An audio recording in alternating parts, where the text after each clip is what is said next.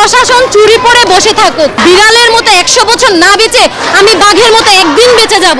আসলে এটা হচ্ছে আগামী গত যে রবিবার ছিল আমাদের হলে যে কমিটিটা যখন প্রকাশিত হয়েছে, তখন যে জুনিয়র অনেকেই জানে না যে তাদের হচ্ছে ছাত্রদলের নাম এসেছে, যার কারণে তারা আমরা যেহেতু এখন সিনিয়র হিসেবে আছি, আমাদের কাছে অবগত করেছে যে আপু এরকম আমরা তো জানি না, এটার বিরুদ্ধে এখন স্টেপ নেন, আমরা তো ছাত্রদলের হলের কমিটিতে চাই না। তখন আমরা রাতের 11:20 বাজে আমরা একটা হল কমিটি মিটিং ডেকেছি। মিটিংয়ের মধ্যে তখন আমাদের ওদের যারা কমিটিতে আসছে সবাইকে আমরা জিজ্ঞাসা করেছি যে তোমরা যে কমিটিতে আসছো তোমাদের হচ্ছে মানে নিজস্ব অপিনিয়ন আছে কিনা বা তোমরা জানো কিনা, অবগত কিনা। তখন তারা অনেকেই স্বেচ্ছায় এসেছে এবং অনেকেই তারা জানেই না তাদের কমিটি দেওয়া হয়েছে এবং তারা সভাপতি পদে আছে, সাংগঠনিক পদে আছে। তখন ওইখান থেকে একজন মেয়ে আমাদের ছবি তুলে, আমরা যে মিটিং করছি আমাদের ছবি তুলে তাদের যে বড় ভাই আছে ওনাদের কাছে সেন্ড করেছে। আমাদের একজন জুনিয়র ছিল, উনি দেখেছে বিষয়টা। পরে আমরা যখন তার কাছে দেখতে যাই তখন দেখলাম যে হ্যাঁ সত্যি সে আমাদের ছবি তুলে তার সিনিয়র ভাইয়ের কাছে এটা প্রেরণ করেছে। তখন আমাদের ব্যাচমেট একজন ওর ফোনটা নিয়ে বললো যে আপাতত তোমার ফোনটা টেবিলে থাকুক, যখন আমাদের মিটিং শেষ হবে তুমি তোমার ফোনটা নিয়ে যাবে। এরপরই আমাদের পরপর ম্যামরা চলে আসছে। ম্যাম থাকে বেইলি রোড থেকে ম্যামের এখানে খবর গিয়েছে আমাদের হলে মারামারি হচ্ছে, অথচ আমাদের হলে এরকম কোনো কিছুই হচ্ছিল না। এরপর ম্যাম যখন আসার পর আমরা হচ্ছে ম্যামকে তখনও অবগত করি না, কারণ বিষয়টা আমাদের কাছে নর্মাল মনে হয়েছে যে আমরা জাস্ট তাদের সাথে কথা বলবো। যখন ম্যাম আসলো, ম্যামের হচ্ছে তখনও কল আসছে উপর থেকে। কল আসার পর ম্যামকে অনেক থ্রেট করা হয়েছে। ম্যাম বিষয়টা বলছে যেহেতু আমি এখন তত্ত্বাবধানে আছি, আমি বিষয়টা দেখছি, আপনারা কিছু না বললেও হবে। ম্যাম সবাইকে সুন্দর করে বুঝিয়ে দিয়ে গেছে যে ঠিক আছে মা, যেহেতু ওরা রাজনীতি হলের ভিতরে চাচ্ছে না, তোমরা ক্যাম্পাসে রাজনীতি করো, কিন্তু যখনই তোমরা হলের ভিতরে ঢুকবা তখন যেন তোমরা সাধারণ শিক্ষার্থী হিসেবে ঢুকো, কারণ এই প্রভাবটা যেন কাদের উপর না পড়ে। তোমাদের ব্যক্তিগত স্বাধীনতা আছে, তোমরা ক্যাম্পাসে রাজনীতি করো।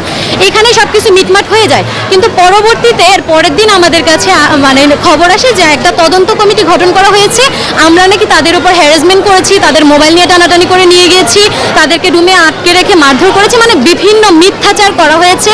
ইভেন তদন্ত কমিটি সকাল 9টা বাজে আসার কথা ছিল, আমরা সকাল 9টা থেকে দুপুর 1টা পর্যন্ত হলে সবাই অবস্থান করেছি, স্যার ম্যামদের জন্য অপেক্ষা করেছি, ওনারা কেউ আসেনি।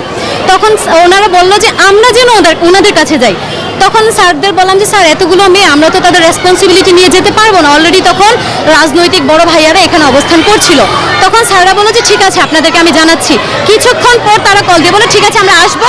5 মিনিট পর আবার কল দিয়ে বলে আমরা আসতে পারবো না, আমাদের একটু পার্সোনাল সমস্যা, আমরা সিকিউরিটিহীনতায় ভুগতেছি, তোমাদের আসতে হবে। তাহলে আমার প্রশ্ন হচ্ছে, শিক্ষকরা যদি সিকিউরিটিহীনতায় ভোগার কারণে আমাদের প্রশাসন থেকে হলে না আসতে পারে, তাহলে আমরা 150 থেকে 200 জন মেয়েকে নিয়ে কিভাবে সেখানে যাই? এত বড় রেসপন্সিবিলিটিটা কে নেবে যদি বাই এনি চান্স অনাকাঙ্ক্ষিত কোনো একটা কিছু হয়ে যায়? তখন ওনারা আসেনি, বিষয়টা সেখানেই স্থগিত হয়ে যায়। পরবর্তীতে সন্ধ্যাবেলা একটা নোটিশ আসে যে তদন্ত কমিটির পর্যবেক্ষণে মানে প্রমাণিত হয়েছে প্রাথমিকভাবে যে আমরা তাদের উপর হ্যারাসমেন্ট করেছি, আমরা যেন এটা সিগনেচার করি এবং আমাদের 3 জনের সিট বাতিল করা হয়েছে। এর মধ্যে আমি, আমার আরও 2 জন ফ্রেন্ড আছে, একজন সাংবাদিক সমিতি আছে। হ্যাঁ, আমাদেরকে আগামীকাল 6 তারিখ কালকের মধ্যে হল থেকে চলে যেতে বলা হয়েছে। এরপর আমাদের যে হল সুপার রীতা ম্যাম, ওনাকে বলা হয়েছে আপনি নিজে থেকে অব্যাহতি দিবেন, কারণ আমরা যদি আপনাকে অব্যাহতিপত্র দেই সেক্ষেত্রে আপনার একটা মান সম্মান হানি হবে, সেক্ষেত্রে আপনি নিজে দিলে ভালো হবে। ম্যামের বিষয়টা থেকে জোর করে ম্যামের কাছ থেকে জোর করে একটা লিখিত স্টেটমেন্টও নেওয়া হয়েছে, সেটা আমরা জানি না যে কি লিখিত, অধ্যক্ষ স্যার প্রশাসন, তো আমরা জানি না আসলে সেটা কি কোন বিষয়ে লিখিত নিয়েছে। তো আমাদের সিট বাতিল করা হয়েছে। ম্যামের কাছে আমরা এ পর্যন্ত অনেকবার গিয়েছি, কিন্তু ম্যামরাও আমাদের কোনো কিছু বললো যে প্রশাসনের হাতে কোনো কিছু নাই। তাহলে প্রশাসন চুরি করে বসে থাকুক, ওনারা কেন আছে? আমার কথা হচ্ছে আপনারা আছেন আমাদের দেখাশোনা করার জন্য, আপনারা যদি দেখাশোনা করতে না পারেন তাহলে নিজ ইচ্ছে আপনার দায়িত্ব ছেড়ে দেন। দায়িত্বহীনতায় আপনারা ভুগবেন, আপনারা আমাদের মতো সাধারণ শিক্ষার্থীকে এভাবে যা ইচ্ছা তা ডিসিশন দিয়ে দেবেন, এটা তো আমরা মেনে নিব না। আমার কথা হচ্ছে বিড়ালের মতো 100 বছর না বেঁচে আমি বাঘের মতো একদিন বেঁচে যাব।